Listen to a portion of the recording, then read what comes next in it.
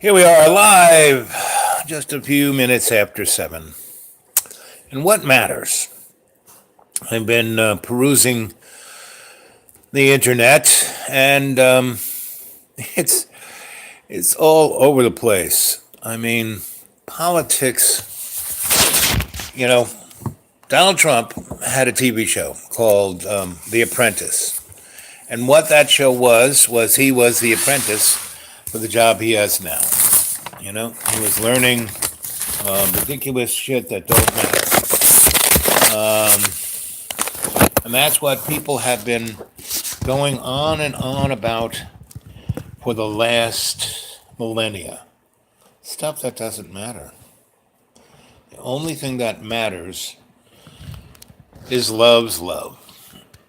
And we are at this window where stuff's going to happen, and the powers that shouldn't be are going to try and do a red flag, a bait and switch, to basically rob humanity of its place in our hierarchy of love's love. Meaning, we stand on the doorstep of being able to ascend, to go up. We are in the Aquarian age, and these morons want us to stay in the Piscean age through an illusion of the material, non-existent world. And so since the 1870s, and maybe even earlier, because Benjamin Franklin was actually, anyone who talked about ether, not the stuff you get knocked out, but the energetic flow, was on to the whole idea of 0 point energy and gravitational fluxes of anti-gravity and antimatter and unlimited power and the ability to transmutate anything into whatever you want. Energy can be transmitted and transmutated into anything. And the powers that shouldn't be have been fooling around with this stuff at least since the 1890s. And we have been, once the Federal Reserve was brought in, once the Internal Revenue was brought in, once the Babylonian money magic was restarted by people like Morgan Rockefeller, Rothschild, et al. We were baited and switched, and we were given convenience instead of responsibility. We were given prejudice of opinion rather than love. And here we are, because all of this is there, and there are a lot of people say, oh, you could never keep this a secret. You can never, no, you can keep secrets. It's been, Manhattan Project, pretty much. So we have a secret space program, and we've had it. I mean, the Nazis been out there at least since the 1930s. They went to the moon. First, they went to the South Pole and Antarctica and found the remnants of the technologies of the Anunnaki. Then they went all through the Mideast and dug up things and have been digging up things since World War I. Why did we go into Iraq? Well, that's because that's where there was a Stargate. Why did we rob the museum in Baghdad? Our Fifth Army went there surrounded by tanks. We sent in the experts. They took everything out. Because that's where all the keys to all the documents, to all the scribes were. Meaning, I was talking to someone today about the Bible, and she basically said, well, it's just another book. And she works in a place where she deals with every race, creed, and color of people, and she's realized that basically they're all human beings, right? Now, I would assume that if someone just saw her, they would say, "Oh, she's just a good old girl." But no, she's an enlightened soul, and so are most of. We are all an enlightened soul because we wouldn't have picked to come here at this time. Now, the problem is not all of us are awake. Now, she's kind of awake. She called. She was smart enough to find my phone number and call me up, and we had a nice conversation, and and I'm all for that. Anybody who wants to get a hold of me with a good heart and wants to expand love's co-creation, I'm there. Okay? Talk to anybody. I'll give anybody any insights I can. But I want to talk about what do you guys? Has any of you experienced extraterrestrials, UFOs, paranormal, dimensional shifts, any of the above? Let's see what you guys are talking about here on the old Chatteroo. Good evening. Yes, they're planning this. All part of the script. Very obvious. Yeah. With eyes to see. They're trying to keep us down. This is true. I think too many good people are asleep. This is true. Watch out for your finger over the mic. Okay. I'm still learning these things. And encouraged to stay asleep. We are. That's our diet, the media, all the distractions. And what's going to happen basically is some kind of red flag, like a mass coronal ejection that'll wipe out the grid and we'll be without electricity, right? A viral infection. Basically, what's happening in California. California's seventh largest economy in the world. These fires are just devastating that state. And Donald, tweeted that it's their fault, and then he tries to make up a speech saying, "Oh, we really feel for you guys." I mean, he just cannot project empathy, and then he is chosen for all of this. He was put there to be the moron, to be the unempathetic, to be the most incompetent person in that position, right? And man, he's going to melt down one day. And all those people who want to resist, people should go out and find people who will manufacture the baby Trump blimps. And if everyone across just had marches in their town, in their counties, in their state, on to Washington, and they don't need a gigantic blimp, just big enough to look big and that people can see it in the sky. Donnie with the orange hair, the little hands and the gut and diapers floating through the sky, more than any other kind of, I watch the cable news, and Donald is right. It's all friggin' lies because it's always been lies. It's corporate propaganda. And if you watch Fox, MSNBC, and CNN and all the rest, you can see that they're saying almost the same exact thing, but with the bubble of whatever geopolitical belief structure they're pushing that day. It's all the same. It's like, left, right, two wings of the same corporate bird. And none of that matters. That's not what's important. What's important is that we each, individually, in our own way, be that little pebble in the pond. And anyone who wants to resist to have a march, just get, posters of Donnie as the baby. Go get that image from those people who did it in England. And you don't need to, the blimp was a brilliant thing because it's up in the air and people can see it. And but even just posters of it, even just all of you folks who love to tag or put things and we paste them on stuff.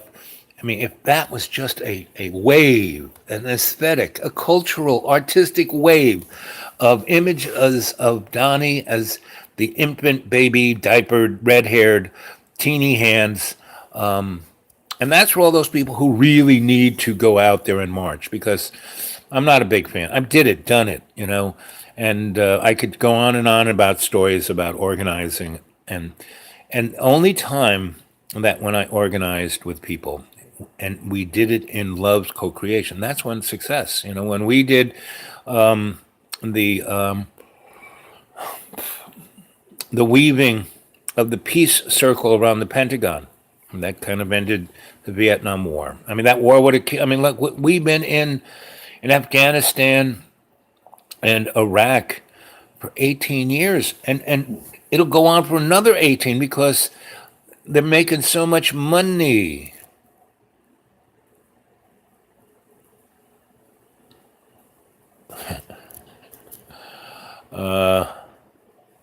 Or an alien invasion. Yep. It's going to be multi-levels, Al. You know it is. I mean, so there's California burning alive, right?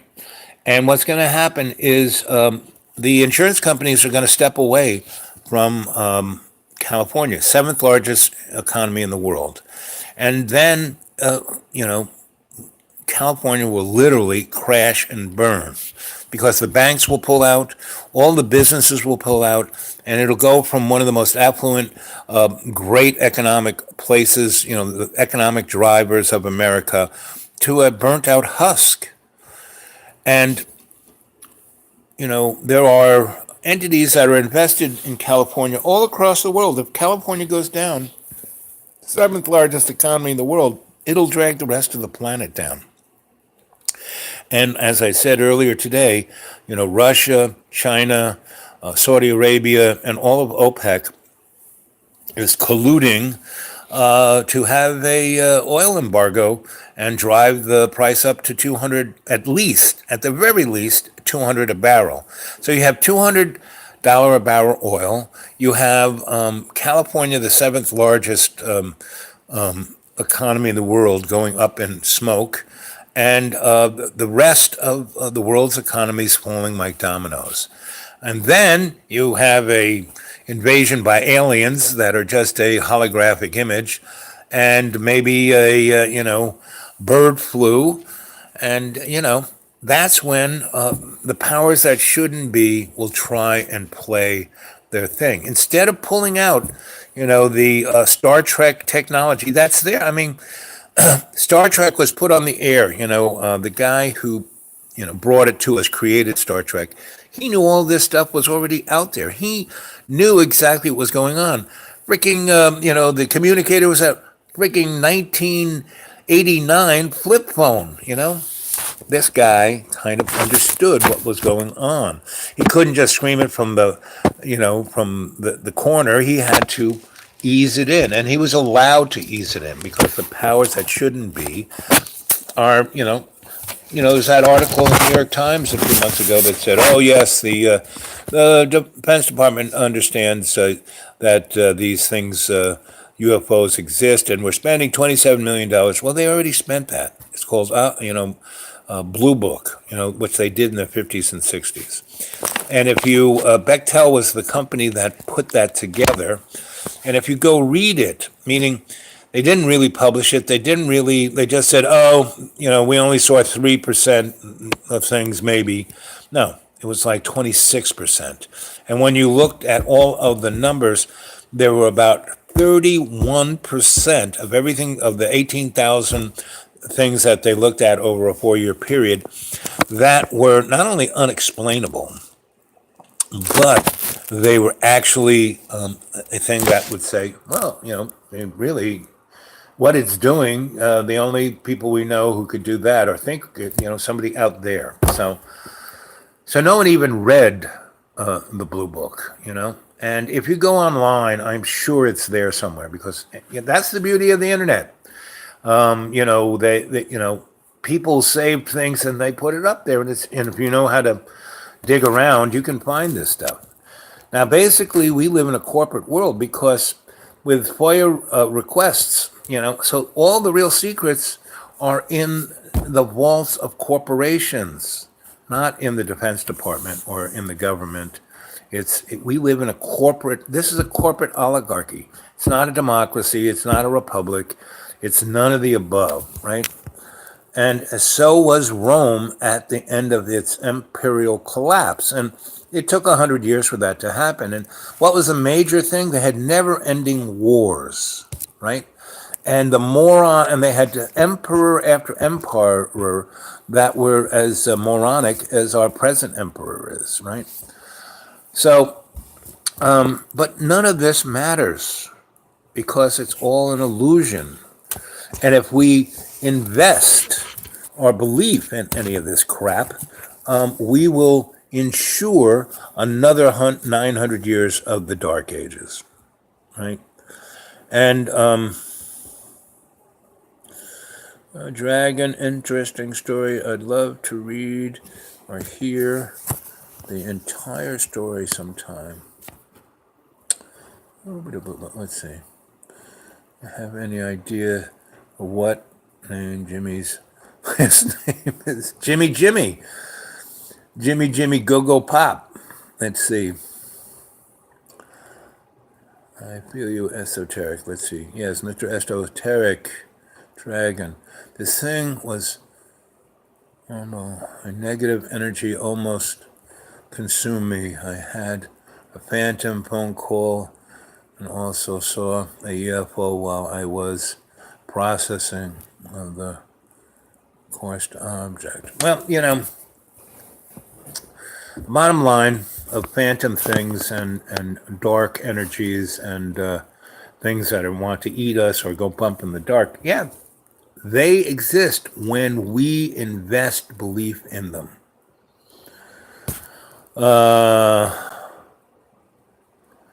And like I said, evil cannot survive a really bad elephant joke,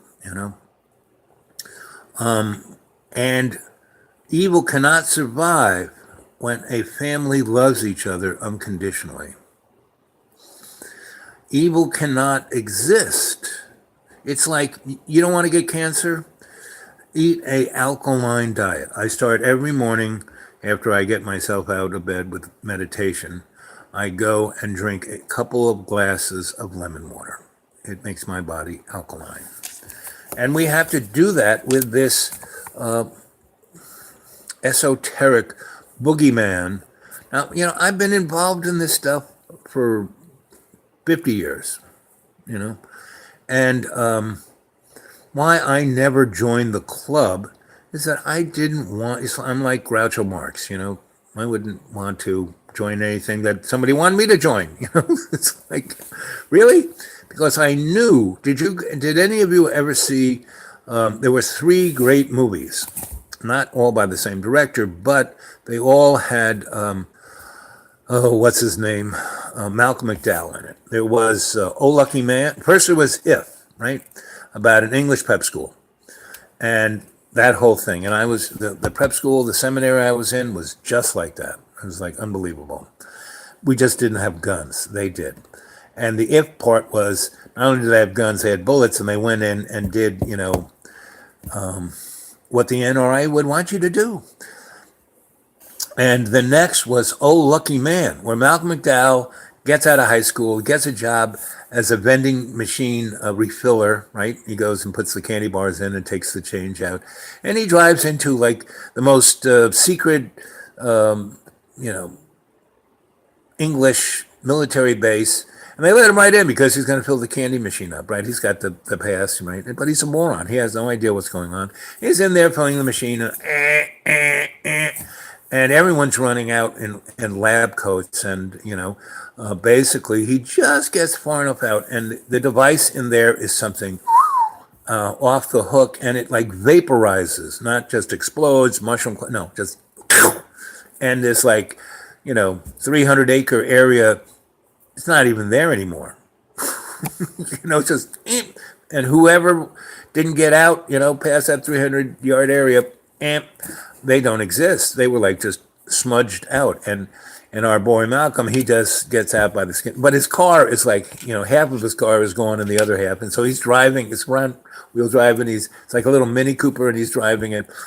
And the rest of the movie is him going through experience after experience after experience, like one after another, where his boyish enthusiasm and trust in everything goes down the drain. I mean, he's a homeless guy. He has nothing to eat. These trucks pick the homeless people up and take them to hospital to experiment on with the promise of a bowl of soup. And he's in there eating his soup, and he hears the doctor says, "Okay, is the drugs in the soup?" And the guy goes, "Oh yes." And Malcolm's got the first spoon to his mouth.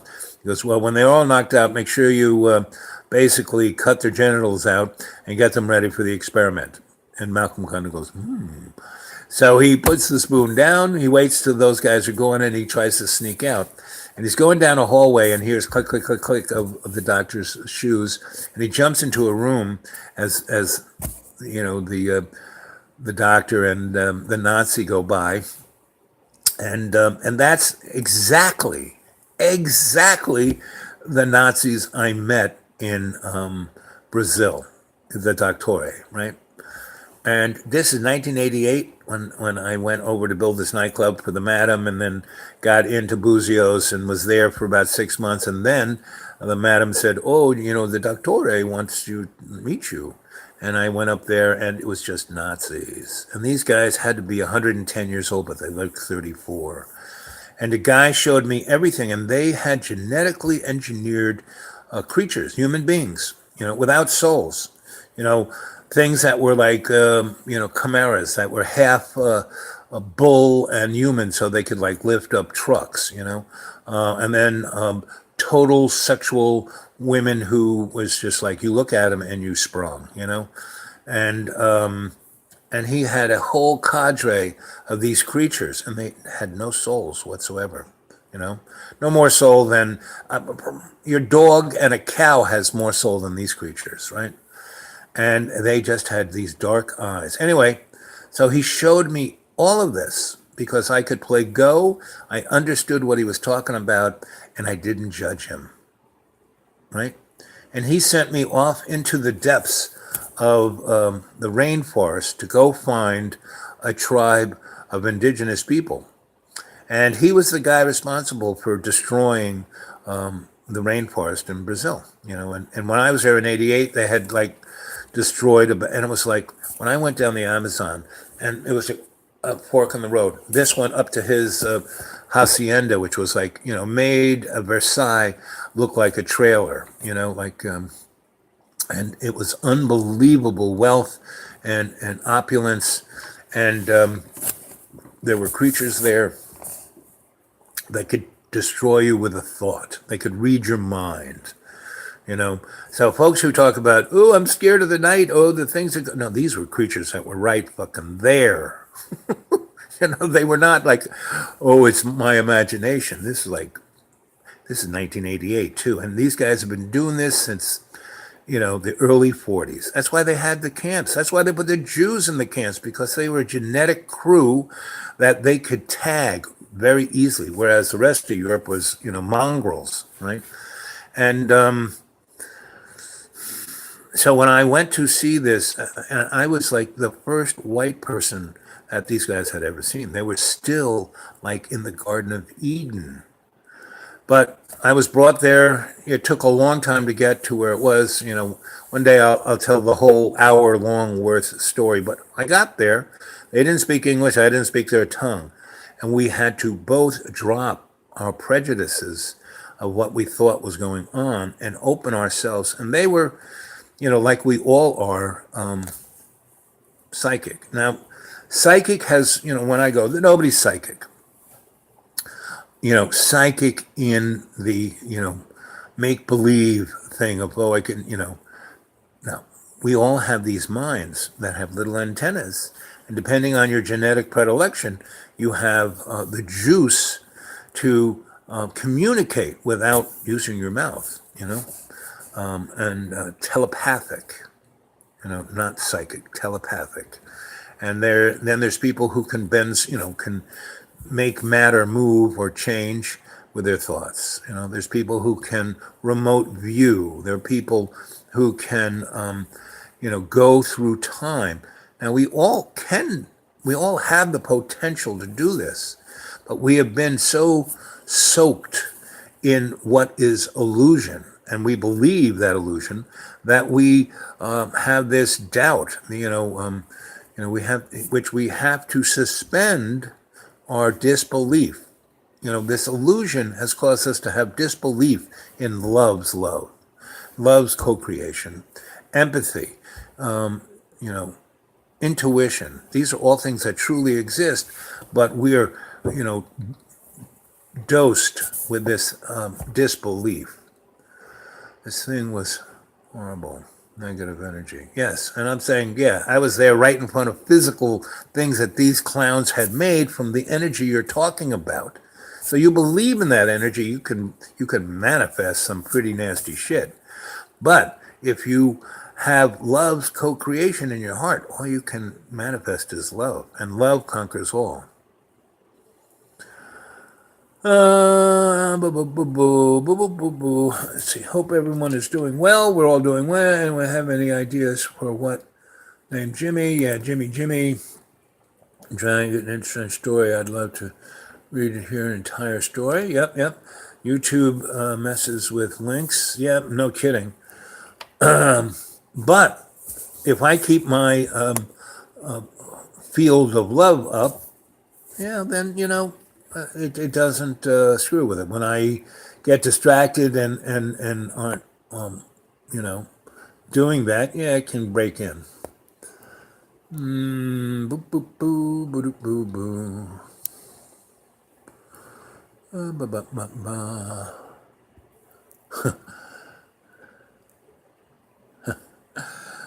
Oh, let's see. Al, for my stars seem to notice when I focus in on them, then they move directly over my head. Yes, that's kind of. Have any of you guys lied in the grass on a summer day and looked up at clouds, and you imagine, anything, a dog or a bunny or whatever, and the cloud kind of seems to make that image.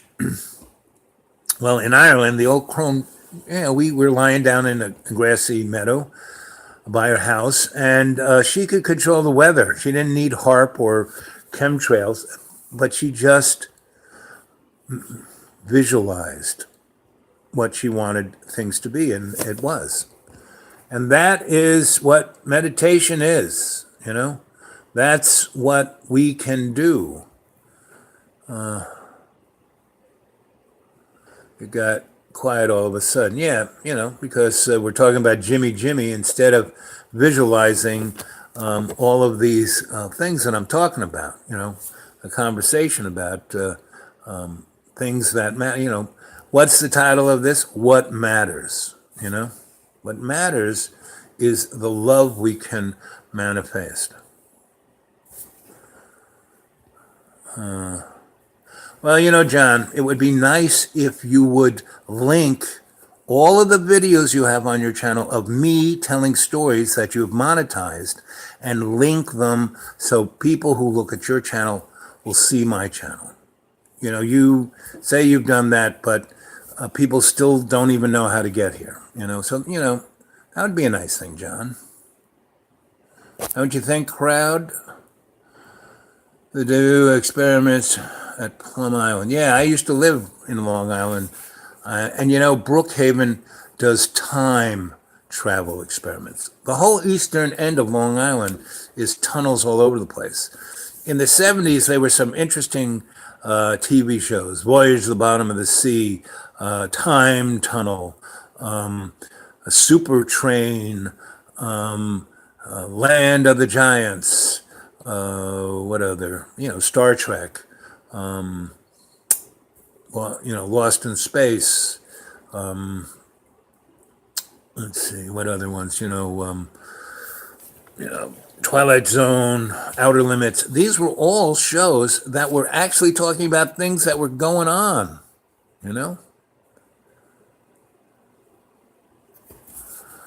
Well, I've got my phone put in a position where it's in one place.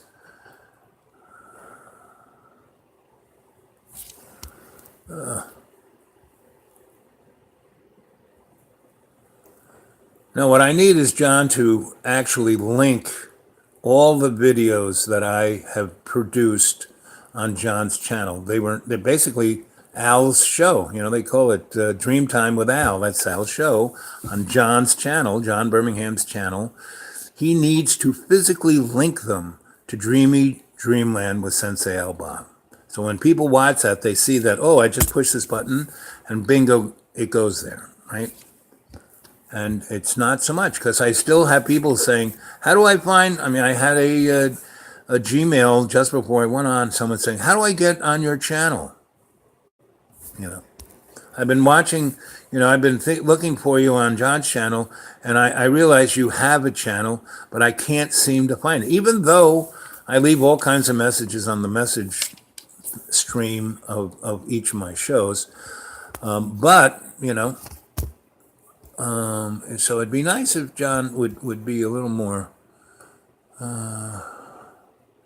he wants to start a new channel. I mean, I don't know why. I mean, he's got a following of hundreds of thousands of people. If he starts a new channel, just like, I'm still the video. Miss my family. Well, go to your family, John. And I have to say that John has been really dedicated to his family in these last weeks, and more than I've ever seen him before, which has stabilized John. And that's what John needs. He needs to stabilize. And if John comes back and he really wants to do, you know, YouTube, you know, videos with me on YouTube, I'll be glad to do it on his channel, and the camera's pointed at John. And then I help John go into, because John is a channeler. You know, all of that stuff that you see on John, he is actually channeling, you know, from other realms. But it kinds of discombobulates him in a way that it is uncomfortable for some people to watch. So, but if I can help him navigate, he could be the next Edgar Casey, you know? And if we did that together, and he would, whatever monetization he gets, he would share with me, other than, you know, not really sharing. Oh, I don't make that much money, you know. Anyway, because I'm here, you know, I'm in my little bag of water here, so I need certain, you know, support. And John is, I mean, I'm here at the school, and he's there in Texas, and he's saying that I can stay here, and, you know, because otherwise I'd freeze to death. He says this one is going to be colder than anything on history for the next few hundred years. I mean, the East Coast is going to get ravaged. You know, you should go see in New York City in the 80s, something like that. We had a mass coronal ejection.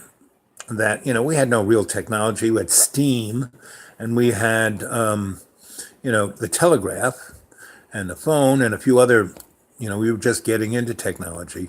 Well, that CMG, that coronal mass ejection, CME, was a really, really, really mild one. But it burned up every wire on the planet. And all the railroad tracks that were all over the place, because they were metal and they were right next to each other, were bent like spaghetti. Now, here we are living in a society that everything is run by an integrated chip that's very susceptible to an EMP or a CME. That would like put us back in the dark ages. But these guys, the people, you know, powers that shouldn't be, have technology 1,000 years ahead of where we are right now, which is not susceptible to any of this, right? Because they have unlimited amount of current through zero-point energy, and their spaceships aren't being pushed around by chemicals. They are anti-gravity. And when you have an anti-gravity device, ship, craft, basically you have a field around it, just like the Earth has a field around it. That you just and when you have unlimited juice, you just amp up the juice. So whenever the sun throws something at you, it's not a big deal. But our poor little planet is way susceptible. We are like in harm's way. And instead of these guys, they took all our tax money to make this stuff, and they're putting us out to dry. But that's that technology. The technology of love trumps their elfin reptile technology. Yep. It's more than the brain. I would go along. The brain is just a hard drive. It's just a storage cabinet of information. Our hearts are the whatchamacallit, the CPU. Right. Let's see. Claps down our true abilities. Yep. Yeah. Exactly. And fear is the biggest juice of the brain, because people just get twisted up about needless crap. Again, what's the name of this one? What matters? How do I pay my bills? What do I need to do? I need a girlfriend. Oh, my shoes. I'm going to shave my head. I'm going to dye my this. I'm going to do that. No, none of that matters. That's like irrelevant. That's a distraction. Our egos are a distraction. We need to, we're in this bag of water, so we have an ego, right? Because that is the operating system of the bag of water. But our subconscious mind, where our Akashic record is the tool or the battery of our superconscious mind. Now, the bridge between our superconscious mind and our subconscious mind is our id. Now, if you let the id go, it makes, the ego look like child's play, meaning it's like the ego, the id that's where the monsters really hang out, is in your id. But if you illuminate your id with love's co-creation, well, there's no problem, because you see that, the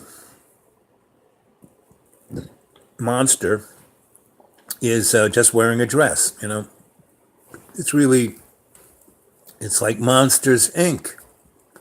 I mean, that was a good movie. Another Pixar good movie. And they have great metaphors and great myths that they put out. But you got to watch out for Disney. Ooh, baby. And I told you the story of Gary Blue and I getting caught in Disneyland. It's under the contract with John. After that happened, I then told the story of Gary Blue. Let's see. Lamps down. True abilities. Ooh, I like the forever little logo you got there. That was why I'm still here, Al.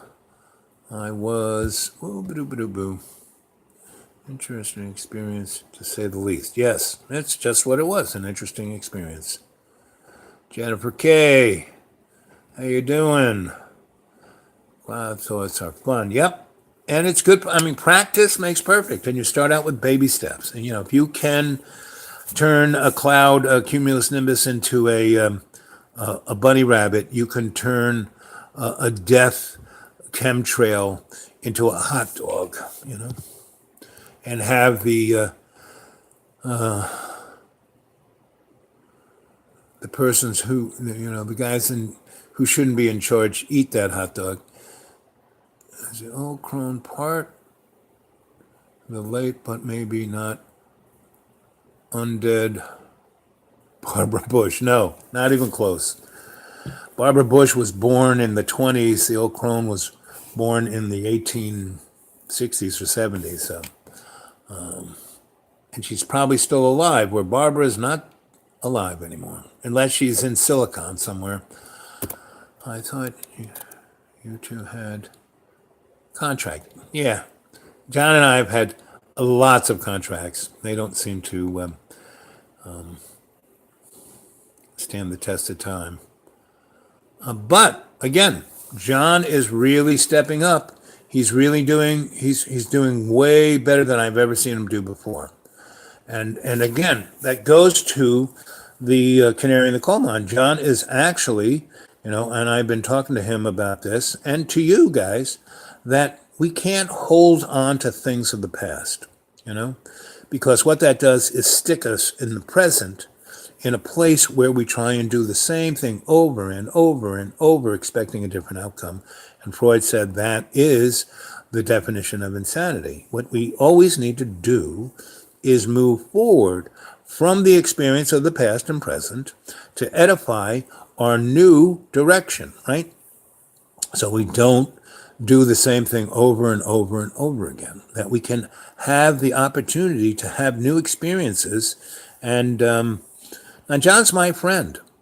I don't hold anything against him or anyone else, because when people are mean, they hurt themselves more than the person they're mean to. Like when I was a little kid, I was so in my own little universe of electricity and all the things I could see energetically, that, when someone was mean to me, it went right over my head. Didn't even, physically. And the universe protected me at every turn of the screw. I would be dead if all the people who picked on me actually hurt me, Like, I remember when I was in third grade, and we took this bus, took almost 40 minutes to fucking get from where I lived. My mom drove me to the school. It would take 20 minutes, but the bus went all over God's creation.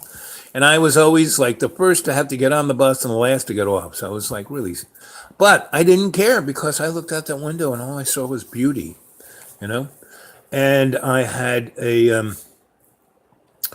I was just like Forrest Gump. I really was. Visualize Forrest Gump. That was me. I didn't have the clamps on my leg, but I was a little peanut. And I had a girlfriend who I got on the bus who was like Jenny. And again, most of these kids, their parents were pretty well-to-do, like mine were, that we were living out in the middle of, where all the estates were, but we weren't really that rich. We lived in little cul-de-sacs. And now that whole area of Brookville and Old Brookville and Quogue and all that stuff has been obliterated. It's just all those farms are covered in houses, right? And poisoned by septic tanks. It's like, too bad. But I got to experience it at its best, right? And this little girl, what was her name? Virginia. Looked just like Jenny. Just this cutest little thing, and she was smart as a whip, read loads of books. And, the first I got on the bus, all the seats were, the seat next to her. Nobody wanted to sit next to her because she wore glasses and was kind of, looked like a nerd. But nerds weren't even existing then. But she wasn't like any of the other girls or any of the other kids who were like mean and cruel and selfish. She was just sweet and nice and really smart. And that was like, other than my grandmother, that was like or my Aunt Gracie or my mother, was the first female who was my age and was really smart. So I said, "Can I sit here?" And she goes, "Yeah, sure, I'd love it." We started. I said, "What are you reading?" And she told me, and I said, "Oh, I read that book." You read books? I said, "Oh yeah, that's all I do is read books and do experiments." She goes, "Do experiments?" I said, "Oh yeah, I'm trying to make a time machine." What? I said, "You ever read?" She goes, "Hey, not H.G. Wells. Yeah, H.G. Wells. H.G. Wells' Time Machine." She goes, "I've read all H.G. Wells. How about?" But I really love Mary Shelley, Frankenstein. Oh, that's such a great book. It talks about right today. I said, "You got it." And we're in the third grade, and we're having a conversation like this. And this is the kind of conversation I want to have with you guys. So whenever Jimmy John Jimmy, there's his name, Jimmy John Jimmy, interrupts with whatever, we have to understand that it's a cry for help, so we have to be empathetic, but we have to look really deep into the DNA of what he says, because there's always a deep, deep, deep thing within Jimmy John Jimmy's, whatever he says out of his mouth. It's like coded Esperanto, you know. But this young girl, she was one of the first people so from third, fourth, fifth, sixth, seventh, eighth grade, we were best friends. And I had my male best friends, right? Ralph and Buzzy and Vinny and Gottlieb and Ken and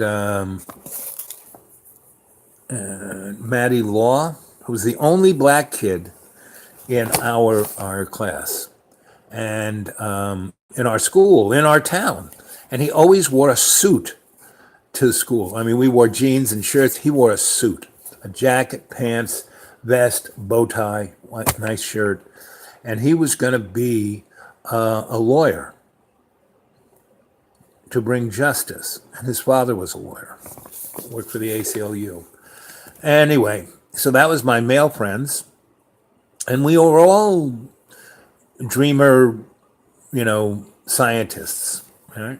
And Gottlieb's dad actually was a scientist, worked for Bell Labs and Sperry. And he had a library of engineering stuff, and that's where we kind of got our engineering chops. He had all of these Scientific Americas, and Scientific America in the back used to have this thing called Junior Scientist, where you'd build experiments. And we built a bubble chamber, which is really just a particle accelerator on the cheap. You know, it's a vacuum. You put electrostatic field around it, and then you have a magnetic racetrack that you can inject particles and, you know, kind of smash them up. Not like a cyclotron, but almost. I mean, that, you know, 10-year-olds can make if you were smart and had the access. And Buzzy's dad worked for the phone company, and so they had a garage full of stuff that they just kind of threw in there, and we could go ahead, kids, and we'd get transformers, and, you know, we made Tesla coils, and we did all kinds of fun stuff. And that girl, Virginia, she would, you know, the other guys were like, didn't want a girl around, but I really liked this girl. And I always liked this girl. And we were best of friends. And it wasn't until, you know, 7th and 8th grade when we had sex education. And we had really good sex education. I mean, they really not only showed us the mechanics of it, but talked about the emotions of it and everything else in safe sex. And this was like 1966, 7th and 8th grade.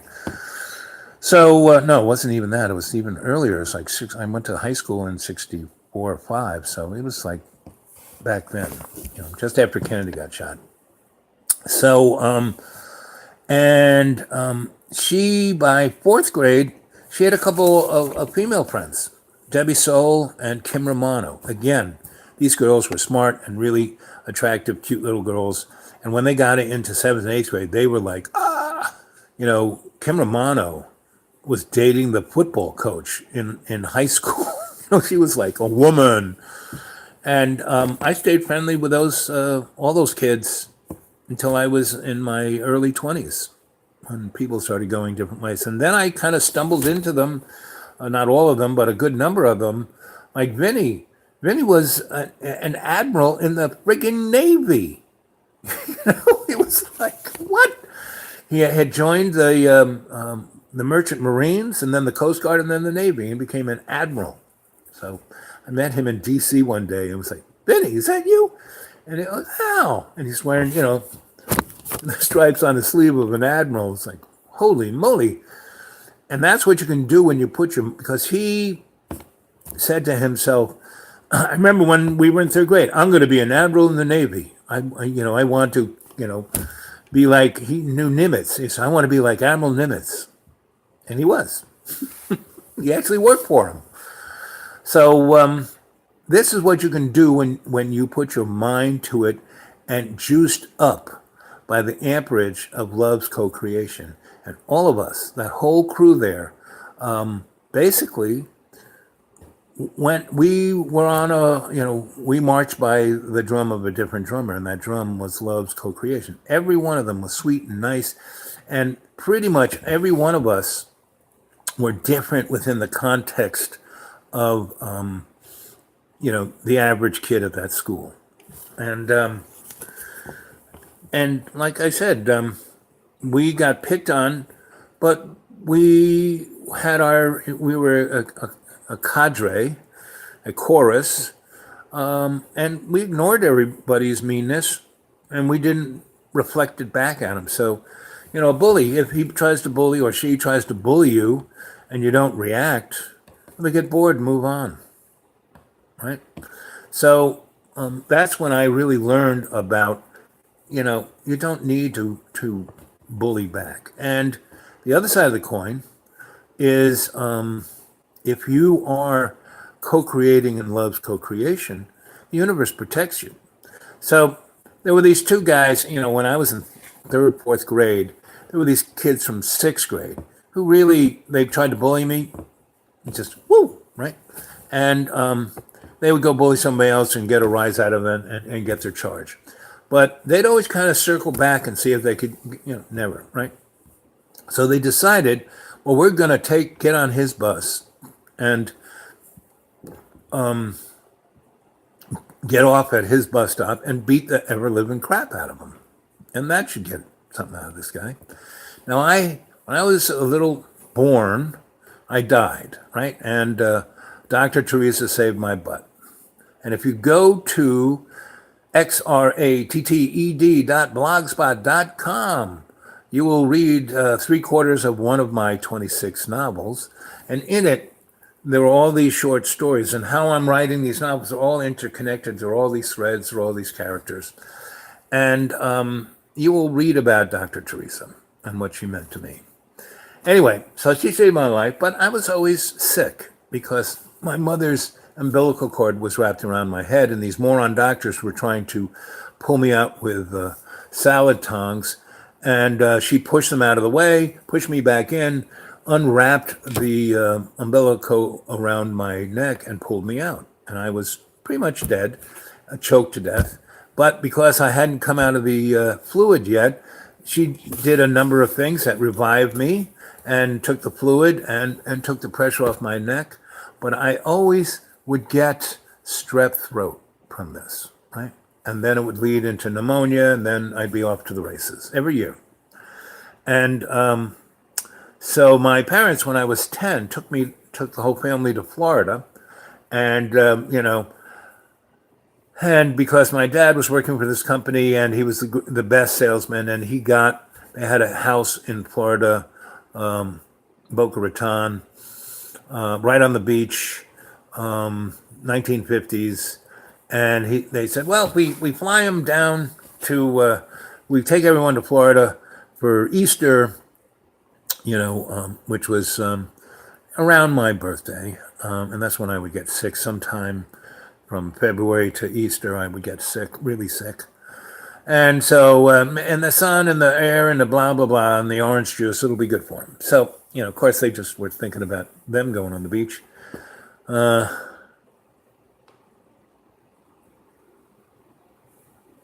Yep, I will. Download. Yes, go look at the videos. They're pretty much, that's why I put them up there, for you guys to go back and look at them. And somebody should really whoever said download them, God knows that somebody will just take all of this stuff off. Someone should definitely keep for posterity all of these YouTubes, because that's why I'm doing them. I'm doing it so you guys can go back and look at it. Anyway, so we're down in Florida. My dad, we get this airplane flight, and it's like snowing, terribly cold. Everyone's wearing wool. My mother has packed enough bags for us to live there for 5 years. And my dad rents a Comet, a Ford Comet, which is the size of a matchbox. There's 6 kids, my mom and dad, and 5 years worth of luggage. And my dad was a magical packer. And he actually packed everything in that little car and got us all in there.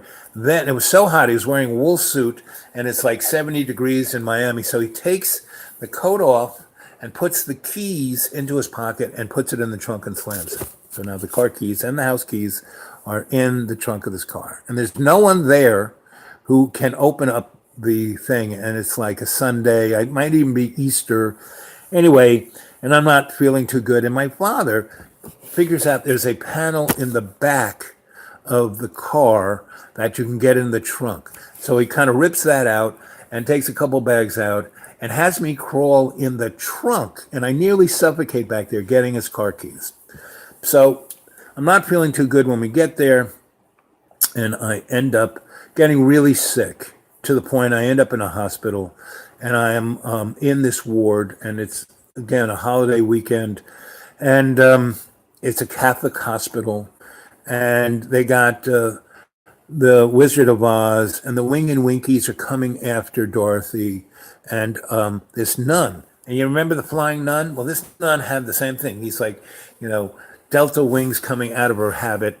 And she leans over to me and goes, "How you doing? How you doing? How you doing?" And, she had these really terrible breath like death and teeth that look worse than the ones I got, And I scream and go, "The Wing and Winkies, they're after me!"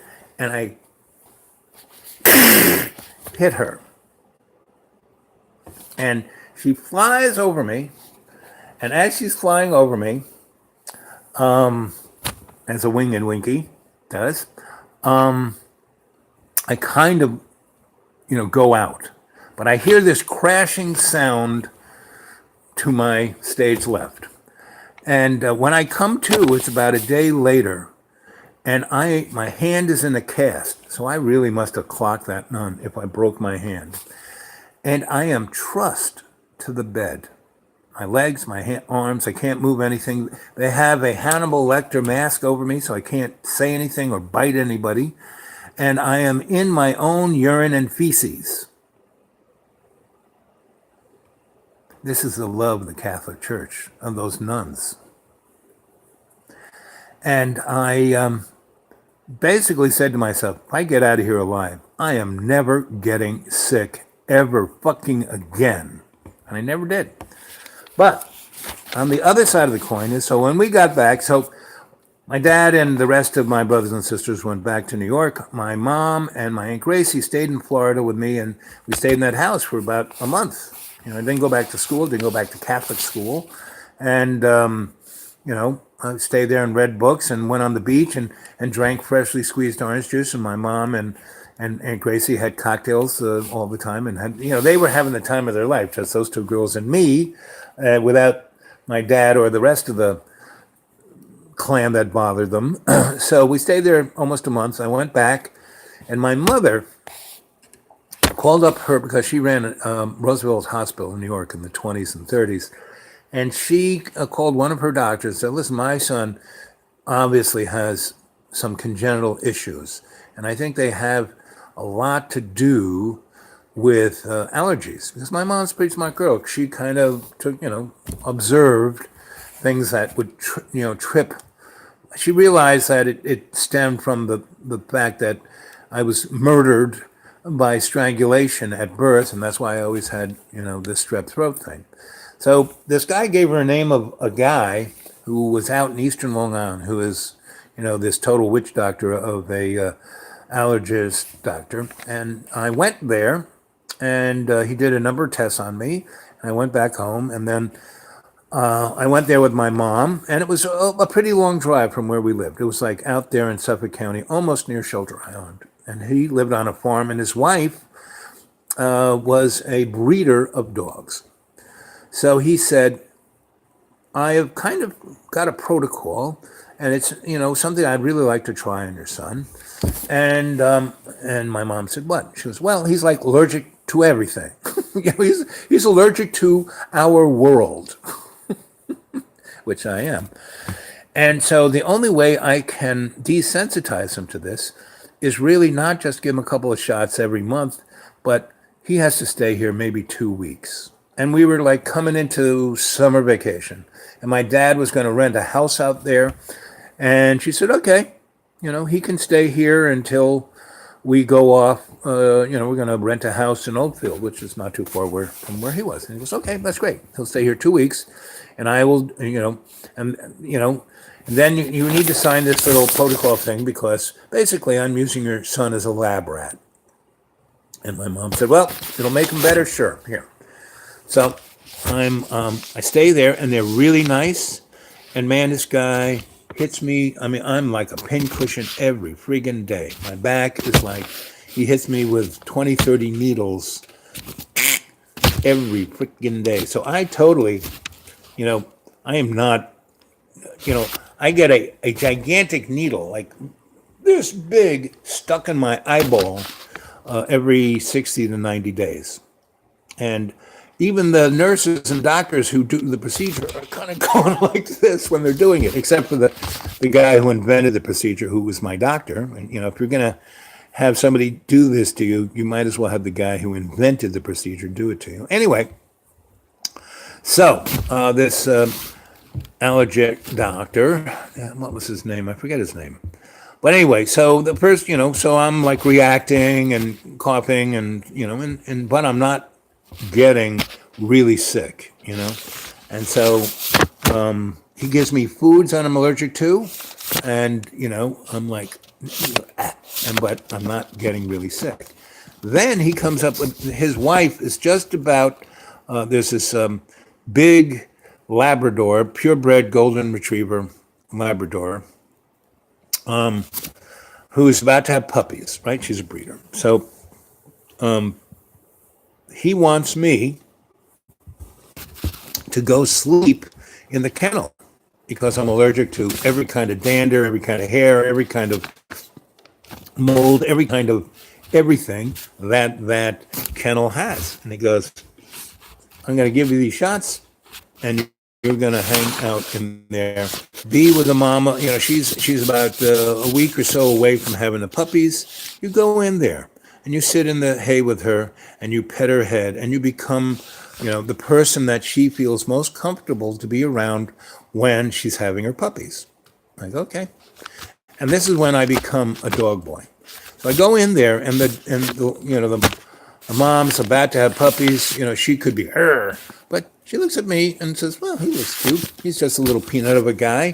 So I sit down and start rubbing her head, and she likes her belly rubbed, and I rub her belly, and she likes her ears rubbed, and I do that, and her owner, the breeder wife, gives me a bunch of Chewy toys. She goes, she really loves the Chewy toys. And she can't run around, but if you just kind of put it like so she can grab it and you can play tug of war, she loves that. And that'll keep her occupied so she's not thinking about giving the puppies. So I do that. And I do that all the way through, and she gives the puppies. And basically, I'm the only guy there. The woman who's the breeder, she's got her business. She's got other dogs to take care of, this and that. And her real idea was just to have me there to be a human. So, and she said, if this happens, get a hold of me. If that happens, you do this. Anyway, so I did that, and the puppies just popped out. She licked them. I was enthralled by watching it all. I was like, whoa, this is life. This is life. This is what it's about. And this is what it's about. So she has about 7 puppies, and they all are proud and beautiful and great. And one little guy pops out, and he is like twitch. He's like me, a little peanut, twitched sideways. He is the runt of the thing. And the mom kind of ignores him, and I pick him up and stick him on the tit and say, no, this is yours. You got to feed him. So she does a little bit, but she kicks him up. He's the runt. You don't want to waste time. So the lady comes in and she says, oh, that's a runt. What you need to do is you need to, here's a baby bottle, feed him, and, keep him wrapped up and warm, and swaddle him. And I'm going to plug in the thing here. Oh, okay. That should take care of the low battery. Anyway, that was Jim Dandy. Right? So, for a whole nother week. I'm there with the puppies and the mommy, and I'm helping everything. And the mommy loves me, and I'm like her. Hey, this guy's okay, better than everybody else. He's sleeping here with me. I like this guy. Anyway, and so the other puppies are doing great and dandy, and we're back again. Another little interruption. So Dandy is, he's out of the woods, right? He's still the runt, but I'm his daddy. I'm his mommy. I'm feeding him. I'm swaddling. I got this vest the doctor gave me, has a big pocket, and I stick the puppy in there. The puppy's right. Here's my heart. And that's what the lady said, that the most important thing for a dog is to hear the mommy's heart going. So that's why they gave me the vest and put the puppy in there. Anyway, so I'm there for a whole nother week. And my mom comes, and the doctor says, listen, this is what happens. Your son's doing really great. And the one thing that he needs more exposure to is dog dander, because it is like so many other danders that if he doesn't get over that, he could be set off by. So what I want, if you would allow, is for him to take this little puppy home. We're going to give it to you guys. You don't have to pay the $1,100 of the purebred, whoop-de-doo thing. And here's his papers, but he's your son's dog, So, instead of calling him King Jim Dandy, which is what his AKA name was, I just call him Dan, right? Or Dandy. Or D. So, come on, let's go. So, that's the summer. We went up to Oakville, and it was a beautiful place, great house. There was no TV, no nothing. All we did was read books. Okay. And my dad got a hi-fi. This was before stereo. And he got a ton of 33 and a third records and a bunch of long playing records of every symphony known, Mozart, Beethoven. And that's all we listened to. No radio, no top 40. We had the Kingston Trio and a few other gals like that, Judy Collins, I think, and a few other, and a lot of jazz, because my father's kind of guy. He bought this record player, and the guy gave all these records because stereo was coming in, and he just wanted to get rid of it. And this was the best of the hi-fi. And he got a ton of records. My dad didn't pick them out. The guy just say, hey, these, won't play. And it had a record changer. You could stack like 10 records and it would play like a whole day's worth of music. My mother loved it. And my job was to just pick the records. And I was, a little classical, a little jazz, a little Kingston Trio, a little this, a little that. And it was me and Dandy. And my brother was off. There was a boat that came with this, and he was out playing with the boat. My sisters, I had no idea what the heck they were doing. And I was reading books under a tree with Dandy. And he'd like run around, and I got him a little ball, and he'd bring the ball, I'd throw it, he'd go get it, bring it back. And we just did that all freaking day long. And then he would climb up he couldn't fit in that pocket anymore, but he would kind of nuzzle in right there and fall asleep on my chest. And he got pretty big, in that summer. He went from being the runt to weighing about 30, 40 pounds, and then he just got bigger and bigger and bigger. And after a year, he weighed 160 pounds, and he was a lion of a dog. And that's kind of what can happen to runts. They can become the strongest and smartest and the best if they're given the attention and nurturing that they need. And I learned that at 10. I learned all of that. I learned about birth. I learned about life. Learned about death, learned about sickness, how to get over sickness, how to mind control. I'll never get sick fucking again. And I didn't. And that's what we have to do. We can't accept the powers that shouldn't be's bogus plan B, Oh, consciousness. Okay. See you later, buddy. So there's Dandy, and he's like my brother, We are like this. So I get off the bus. So every day, every morning, he and I would walk to the bus, and he would wait right there. And then I get on the bus, and he would go off and be the king of the neighborhood. And it was like very foresty, very, big estates, farms. So he had a lot of land to roam, and he just roamed and roamed and roamed. And we'd come home, meaning we didn't have to call him, we didn't have to worry about him. He never got into trouble. There was one dog that was his arch enemy, but he could just tear him up, and so that dog stayed away from him.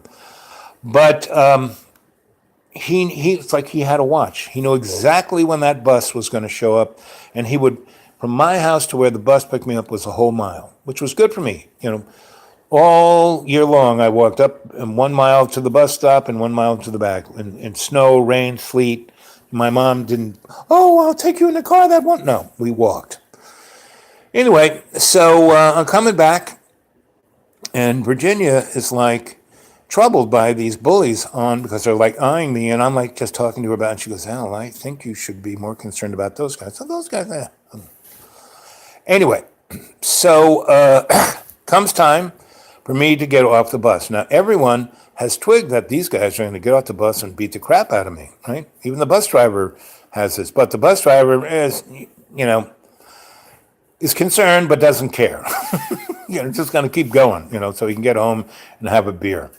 But all the kids on the bus are some are like, yeah, let's watch them beat them up. Others, oh my God, Al's going to die.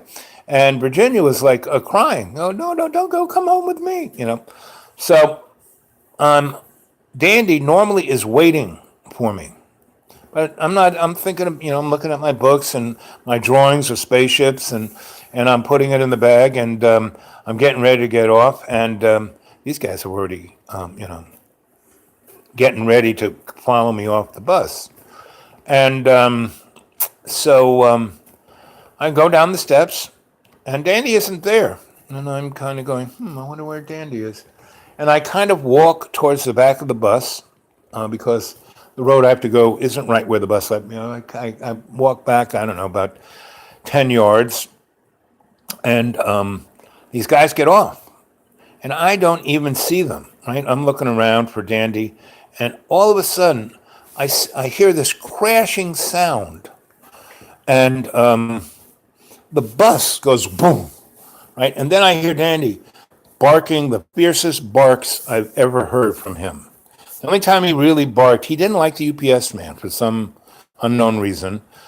Maybe he didn't like brown. I don't know why. I was with him from birth for the rest of his life, and I never saw him have other than when the UPS man would show up, he would have to honk the horn for me or my mother to come out and get the package. But anyway, but Dandy wouldn't let him out. Well, he was growling at these two guys, and what had happened, Dandy knew he was late. He was running down the road as fast as he could. He saw these guys get off. He felt their intent. He flew through the air, and he crashed into both of these guys like a fist and smashed them against the bus. And they both hit their heads, right? And hurt their heads here. And he had one paw on each of their chests, and he had his vicious teeth like that far, and he was barking at him like, all this kid has to do is say, eat you, and I'm eating you. And I said, Dandy, come. And he kind of looked up and came around. And by this time, the bus driver had put it in park and turned the engine off and gotten off. And he got off the bus before he even saw Dandy. He was off the bus, and that Dandy hits these guys. And anyway, because he was going to intercede, because he realized these guys were really going to hurt me. And I said, Dandy, come on, let's go. And I turned around, and Dandy just kind of looked at me and said, okay, let's go. He didn't hold on to that, I'm going to kill you. He just turned around, and we walked back home. I get home, and my mother says, what happened to the bus? I said, what do you mean, what happened to the bus? And they said, well, the police called up. I said, what? And they wanted to know if you were all right. What? And she said that they had two boys in jail for attempted murder, because that's what the bus driver grabbed these guys, and drove them. The police station was just over there. Instead of dropping the kids off the next, he took them straight to the police. And I said, well, Dandy interceded. And the police came over to make sure I was okay and not hurt, And they looked at Dandy and said, that's a great dog. He saved your life. I said, well, isn't that what, brothers are supposed to do? And the guy said, brothers? I said, yeah, he's my brother. And one of the guys was a true dog boy. And he had a little tear in his eye. So I knew those cops from that point on. And the rest of that police department became my friends, right? So I would do strange things. Like I said, make liquid fueled rockets and Tesla coils and time machines. And, they would have effect, the sun would, I once did an experiment that after I did it, the FCC, the FBI, and God knows who else showed up, along with those cops, and said, let's see your apparatus. And I took them down in the basement, and they took it away, and they said, don't do that again. And I didn't until later in my life. And when I was working for them, then it was okay to do that again. But Dandy lived almost 30 years. My father didn't want a dog. My mother likes dogs. So I was Dandy's brother. My mother was Dandy's mom. So when I went up to school, Dandy protected I think that's why the UPS man got the brunt of the thing. He didn't want, thought it was like a threat to my mother. But Dandy was a retriever. And he would do things like he would go next door and get all the pool furniture and drag it to our house. And of course, he'd take it through the fence, thus destroying the furniture. So we had to make no matter how I told him, don't do this, he would still do it. So we had to take a chunk of the fence out between our neighbor and our house so he could take the furniture, and he wouldn't take it through the other part of the fence and destroy it. He would take it through the hole, the space that we made so he could drag the furniture into our pool and put it around our pool instead of our neighbor's pool. And our neighbor would come and take it over. And sometimes Dandy would help him take the furniture back. And it was like this little running joke. And everyone loved Dandy because Dandy protected the neighborhood. There was no crime. There was no, roaming nasty animals. No dogs from another neck of the woods came into our neck of the woods. Nobody. Dandy protected. There were 6 houses there. Protected everybody. And he, at night he would go out. He slept in the kitchen, and there was a little door that he could go out. So we wouldn't have to let him out. And it was very good. He would walk out, and he would do his little patrol. And he'd go out at night, take care of his business, and walk all the way down to the road, and come all the way back, make sure everyone's house was, nothing was bothering it. And when there were a couple people who tried to rob one of these houses, and Dandy went after neighbor 4 houses down, Dandy was protecting them. So everyone loved Dandy. So that's the story of Dandy and my brother, and how love conquers all. So let's see, what are we saying here? So full of these victims. Let's go back to name. She was, of the Druid clan, but she had a English name. She was from England. She was the first woman, I bet you could find out, because she was one of the first women to graduate Oxford's medical school in the 20s. Boop, boop, boop, boop.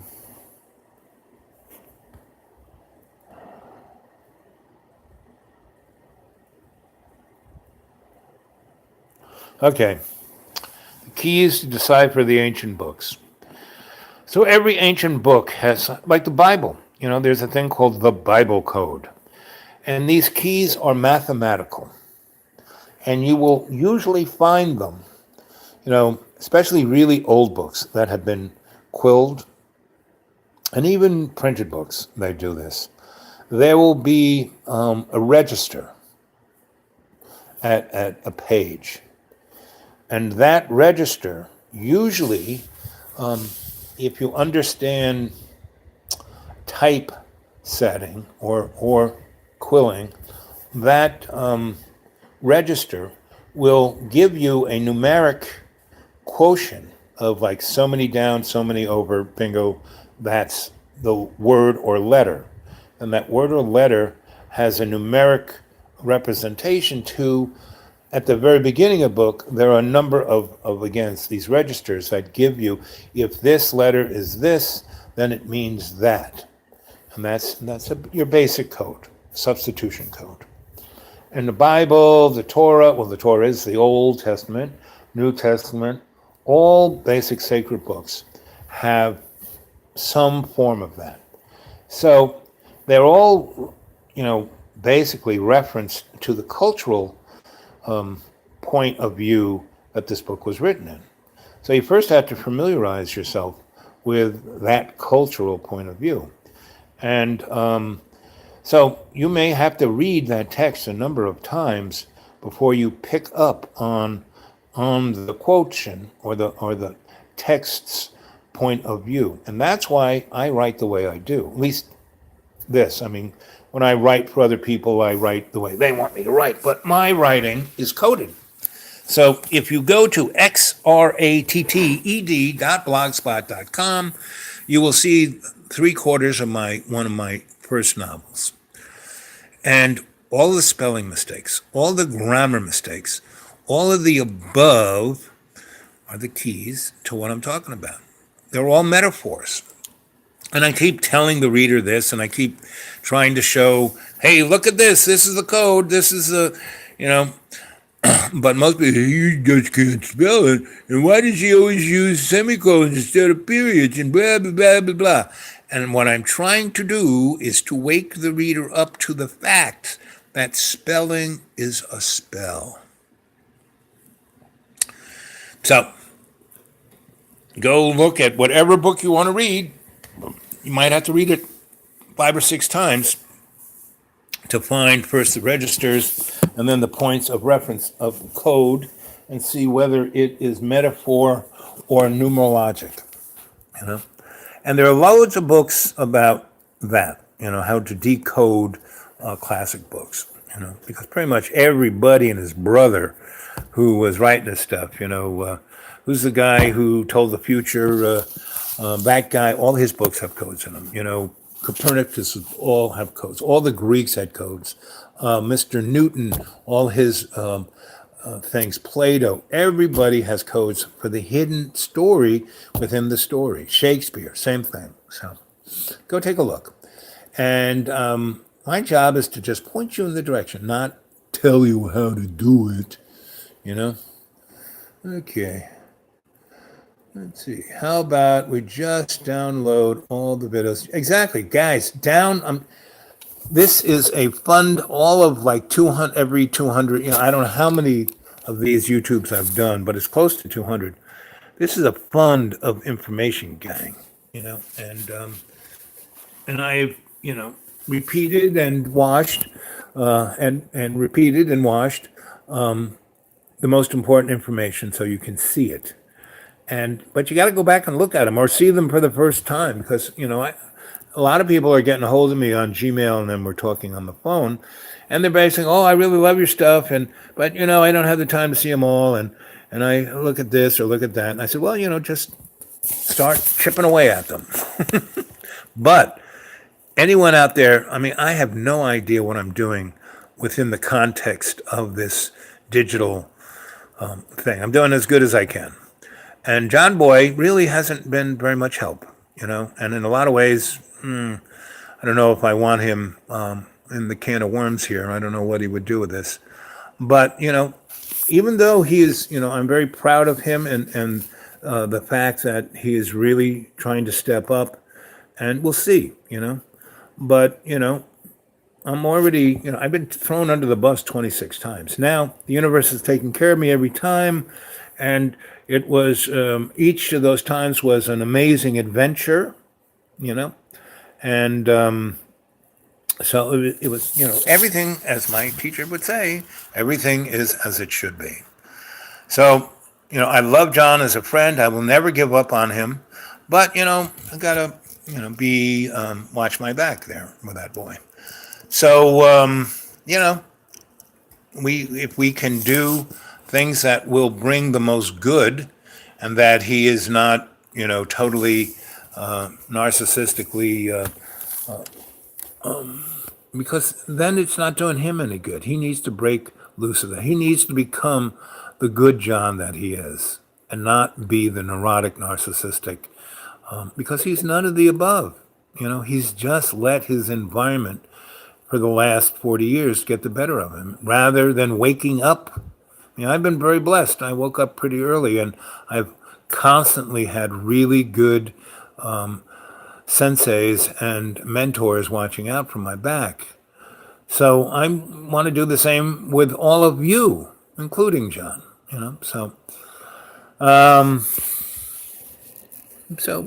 I take it baby steps at a time. How about we just download? Yes, download the videos. Everybody who can, download them to protect them, because who knows who could just. For sure, every time I do this, I get interrupted. I can see that someone's making sure that I know they're there. So that's, I understand.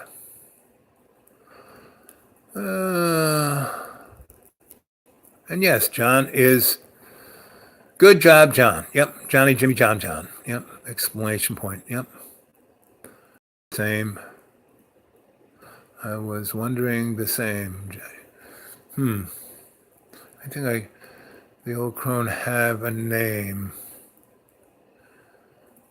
Oh, she did. It flits in and out of my memory. I would just say ma'am, mostly.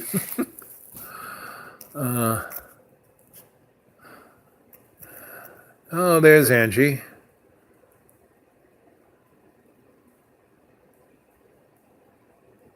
Yep. Amazing lady.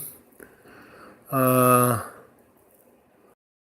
about ancient druids were their bloodlust. Again, bad, that's somebody's propaganda, And blood means so many different things that's why I am very careful about the words I use, because they're all loaded.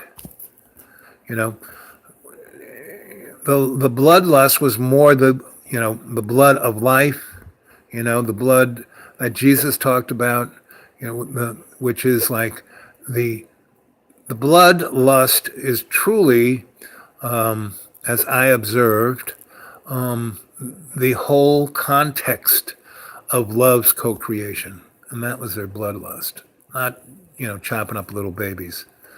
Only the morons of the,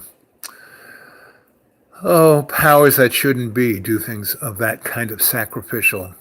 Anyone that comes from love does not do that kind of sacrificial moron shit.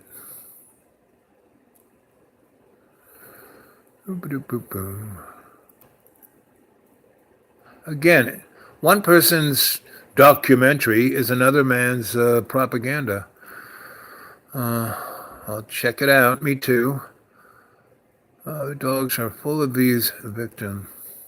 Unfortunately, makes me think twice about being Celtic. No, you shouldn't. It's like being Celtic is like being Catholic or Jewish or Baptist or born again Christian. No, that's a belief. What you need is faith in love's unconditional love, right? And whatever, being a Celt or a Druid or any, Gypsy, there's a thousand different aspects of cultural dynamics. And that's all it is. What you really need to have is faith in love's co-creation. And you can dress up any way you want. But believing in some kind of religion is just getting hooked to a business plan. So don't do it. Little bunny, yes. Whenever evil comes around, just visualize that little bunny as the evil and poof, it'll go away. Now, I said when I was in Brazil, those, Doctora manufactured these genetically engineered chimeras, and they were physical. They weren't some illusion. Well, they were an illusion they were physical in the illusionary world of the bags of water. But, they could have tore me apart. And I had to be real careful around Doctora, not to piss him off or to. But, I mean, he was totally psychic. I mean, I would not have been invited into his little world if he hadn't really already checked me out and realized who and what I was and embraced that. Gotta run. Much love. Okay, I love you too, buddy. Keep up the good work. Peace and love. Trial, oregano oil and is oregano leaf and a grapefruit oil. These are amazing, astringent. You get any kind of little flu or bug or hack in your lungs, I live on that stuff. Tea tree oil, all the above. Yep. 423. I bought myself. Where is it? Bought myself.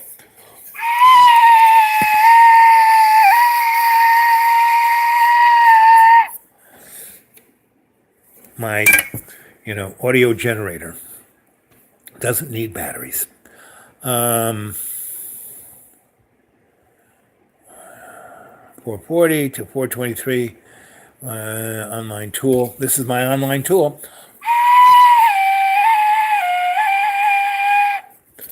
That's why all the magicians had penny whistles. Yep, love you guys too. Magnificent 7. Sweat Lodge, yep. So next summer, everyone to the deep green and we make a sweat lodge together. We do ceremony together. You bring herbs and offerings of herbs, and that's where I will teach you. I can give you a 411 on this little digital platform, but to truly be your sensei, your shamanic, psychosocial, cultural, forensic, anthropologic alchemist, we gotta be there kind of together, right? Ceremony, what do you think these videos are? This is ceremony. I'm doing my best over a digital platform. And I don't even know how to run this thing or how to do half the stuff I should be able to do. I need some help with this, and John is not the man for that for me because he's had plenty of opportunity. He could have linked all those videos to my channel and hasn't done it. He's basically hidden me on his channel because he's jealous, and he shouldn't be. I've given him, almost 2 years of physical showing, who and what I am. He has, threw me under the bus more times than 26. He has been the meanest, cruelest creature you could ever imagine. And yet, I understand that it's not his true self doing this. And that I see it as a great blessing for me and a challenge in that blessing to help him be his best. And that is also a shamanic offering, That is my, the strongest shamanic offering to keep love's co-creation in this universe, in this solar system. My being John's friend is the alchemical process I'm using to heal the whole universe. And you guys are the witnesses to it. You're watching it happen. Right? And hopefully I'm watching you. I see all of you and I feel all of you, and you are elevated above where you were when you first came on this platform, because you have truly become my family and truly are my adepts, and you are my sweet little Padawans. You are growing to be senseis yourself. And above that, you are ascending to master who and what you are. And this is where what's important. Every time you come on and take part, it's like, going to Catholic Church and getting the host. This is part of the sacrament. You're being part of it. You're making it stronger in every day in every way. You're bringing the peace of the earth, and you're making it stronger. Okay? So, off we go. Sweet dreams. When you put your head on the little thing, remember, go to dreamy dreamland. Meditate, dream.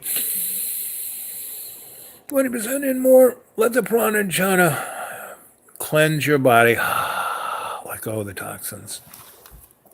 Go and look for, set yourself free. That's the guided meditation. And just, you don't have to watch it. Just run it and put the speaker so you can hear it and meditate and do the guided meditation. You do that every night. Within a week, you will be able to meditate. You'll be able to go to your Akashic record. You'll be able to go to your superconscious mind.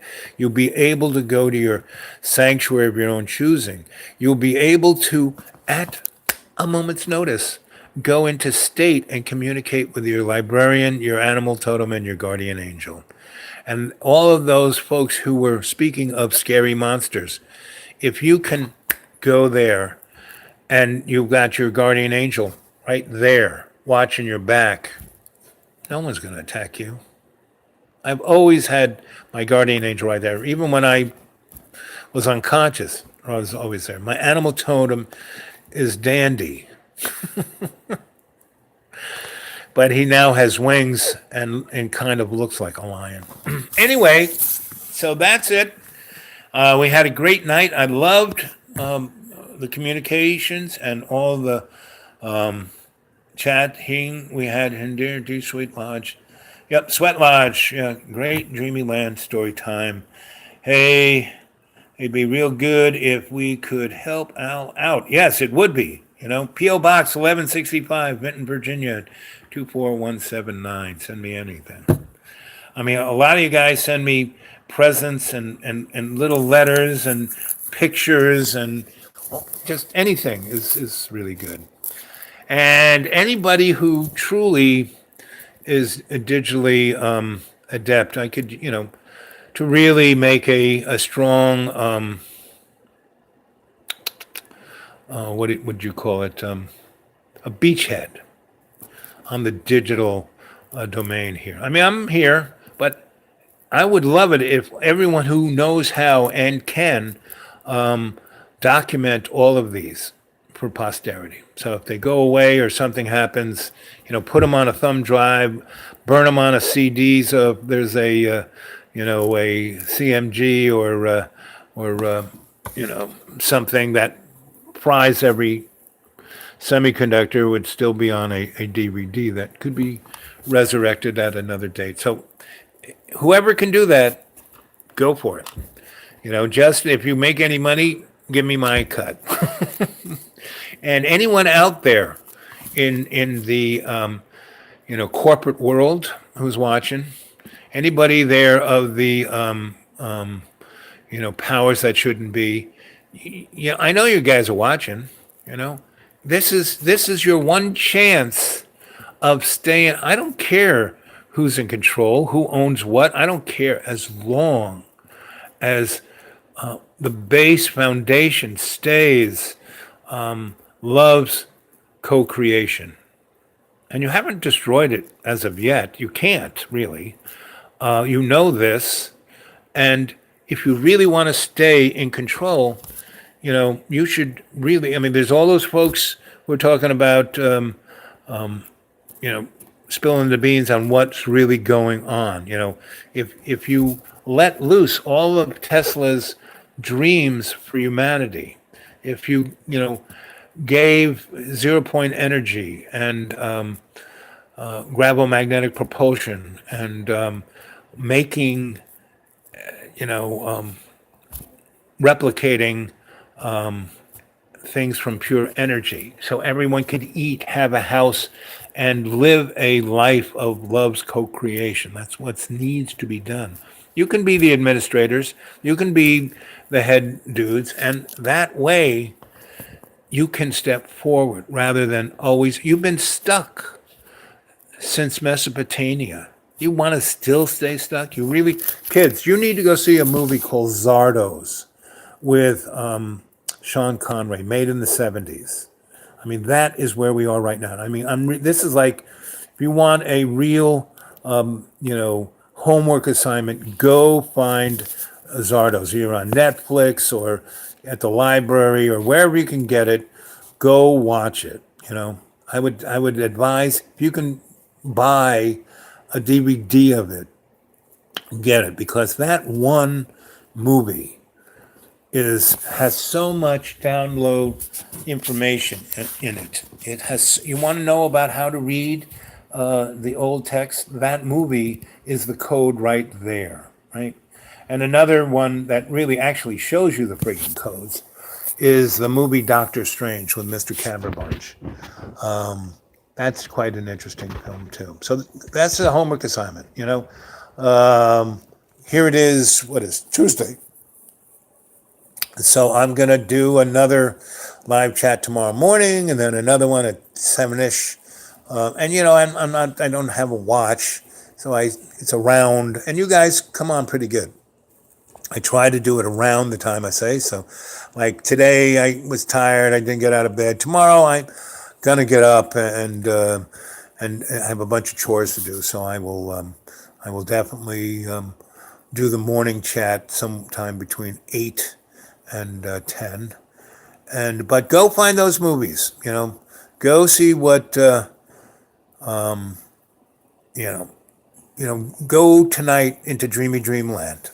Go play that my YouTube of and this will set you free, and listen to that guided meditation, and do that until you can go into state by just closing your eyes and breathing that first 20% in. Bingo, there you are, right? Okay, so that's been an hour and 42 minutes, right? So I'm going to sign off at 1 hour, 42 minutes, and 42 seconds. I love you guys. You're the best. You make me very happy. Because what makes me happy is when you guys are happy. So I'm there for you always. You can reach me at the Dude Awake 42 at Gmail. Give me your phone number. I'll give you a buzz. If you're in foreign lands, we can do it over WhatsApp. People seem to find me on that. I don't know how they do it because I'm not really too sure on anything. I'm not sure anything how any of this works. It's all magic to me. 39, 40, 41, 42. I love you guys. Sweet dreams. Dreamy dreamland.